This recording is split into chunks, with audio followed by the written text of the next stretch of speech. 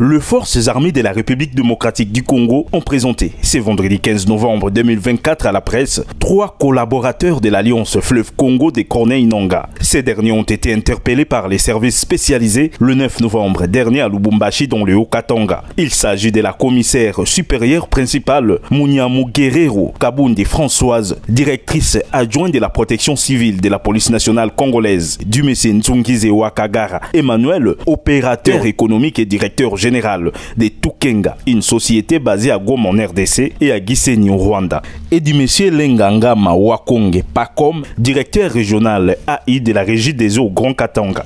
Selon le porte-parole des FARDC, le général-major Sylvain Ekenge, la rencontre à Lubumbashi de ces 3 personnes s'inscrit dans le cadre de la planification des activités de l'AFC au Grand Katanga pour l'installation de ces mouvements rebelles afin de procéder au recrutement des membres et alliés. En date du 9 novembre 2024, les services spécialisés ont interpellé à Lubumbashi, dans le Haut-Katanga, quelques personnes, au nombre de 3. La commissaire supérieure principale, Munyamu Guerrero Kabundi Françoise, à voir, à partir de la ville-province de Kinshasa, planifier son voyage de Lubumbashi, alors qu'elle travaille ici à Kinshasa plutôt, et transférer par WhatsApp au numéro de M.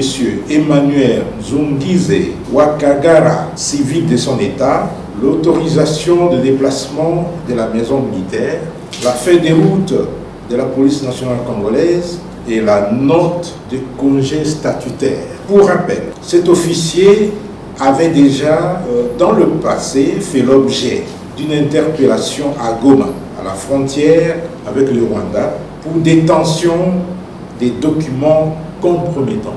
Un autre fait qui lui est reproché, c'est celui de s'être retrouvé avec Emmanuel Nzungize et M. Lengangama Wakonge Pacom, tous 2 proches de M.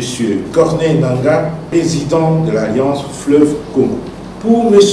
Emmanuel Nzungize Wakagara, avoir incité la commissaire supérieure principale Munyamu Guerrero Kabundi Françoise à commettre des actes contraires à la discipline et à la loi. Il reconnaît être détenteur de 2 passeports. Il a un passeport congolais et il a un passeport rwandais.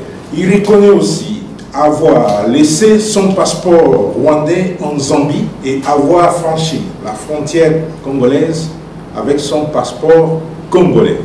Il est membre actif du mouvement AFC de M. Corneille Nangaa et apporte son soutien actif au dit mouvement. Nombreux messages subversifs ont été retrouvés dans son téléphone. Et bien, il reconnaît être membre actif et soutient financièrement l'association Isoko. C'est une mutualité des Tutsis en RDC qui accorde des bourses d'études aux jeunes de la dite association, et je vous informe que la plupart de ces jeunes ont rejoint les mouvements terroristes M23, AFC, RDF. M. Emmanuel Nzungize est l'un des principaux financiers de l'association Isoko. La 3e personne s'appelle M.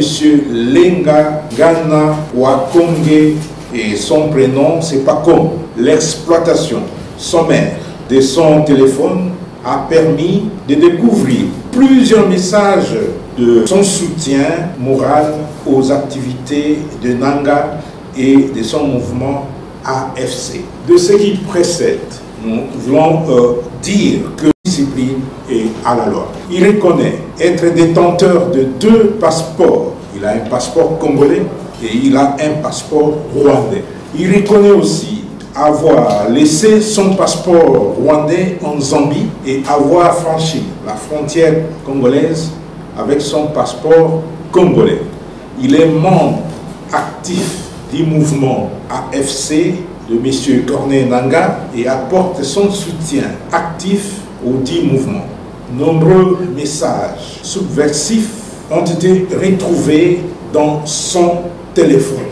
Eh bien, il reconnaît être membre actif et soutient financièrement l'association Isoko. C'est une mutualité des Tutsis en RDC qui accorde des bourses d'études aux jeunes de la dite association, et je vous informe que la plupart de ces jeunes ont rejoint les mouvements terroristes M23, AFC, RDF. M. Emmanuel Nzungeze est l'un des principaux financiers de l'association Isoko. La troisième personne s'appelle M. Lenga Gana Wakonge et son prénom c'est Pacom. L'exploitation sommaire de son téléphone a permis de découvrir plusieurs messages de son soutien moral aux activités de Nanga et de son mouvement AFC. De ce qui précède, nous voulons dire que, eh bien, cette rencontre-là s'inscrit dans le cadre de la planification des activités du mouvement terroriste AFC dans le Katanga, devant déboucher par la suite à l'installation du dit mouvement et le recrutement des membres et alliés. L'armée met en garde toute personne qui voudra déstabiliser les institutions légalement établies et constate avec indignation que pendant la RDC est engagé au processus de Luanda. Le Rwanda continue à alimenter ses réseaux internes et externes. Nous sommes venus rencontrer le président et les membres du bureau qui l'entouraient pour recevoir les termes de référence de cette mission qui est une mission interparlementaire d'établissement d'une coordination bilatérale entre le Parlement de la République démocratique du Congo et le Parlement de l'Ouganda, pays voisin de la République démocratique du Congo, avec lequel nous lie une série d'accords, notamment la mutualisation des forces qui se déroule maintenant dans certaines provinces de l'Est contre les forces terroristes des ADF Nalu qui subissent quand même quelques échecs et nous voudrions comprendre comment améliorer cette collaboration qui s'est mise en route entre notre gouvernement et le gouvernement ougandais. Nous sommes un parlement responsable, représentatif des intérêts du peuple congolais et nous allons au contact de nos homologues ougandais qui représentent pour leur part les intérêts du peuple ougandais.